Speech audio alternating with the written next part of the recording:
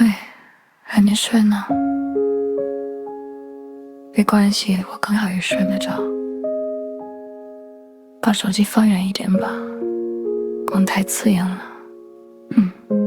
就这样。现在的窗外好安静啊，安静到我好像能听见心脏在一点点松绑的声音。辛苦了，这一整天你表现得很棒。站吧。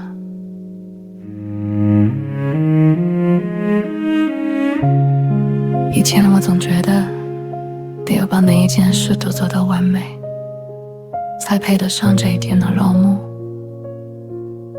后来才发现，其实最勇敢的事是承认今天就这样吧。有些没回的消息就留在明天，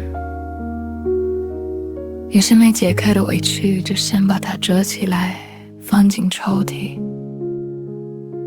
你看，星星也不是每晚都要发光的，人都偶尔也会想掉眼泪，对吧？关掉喧嚣的闹钟，原谅没做完的梦，在这个被世界遗忘的小时空，你只需要此时此刻的平庸。别去想明天会发生什么了，这是明天的事。现在的你只是你，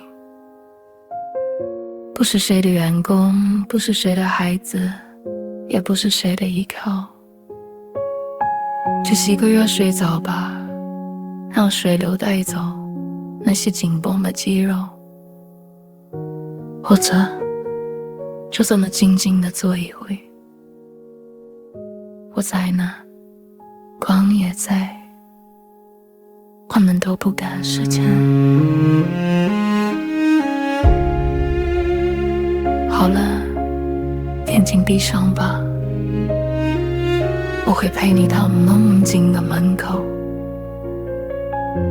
别担心，你已经做得很好了。晚安，好梦。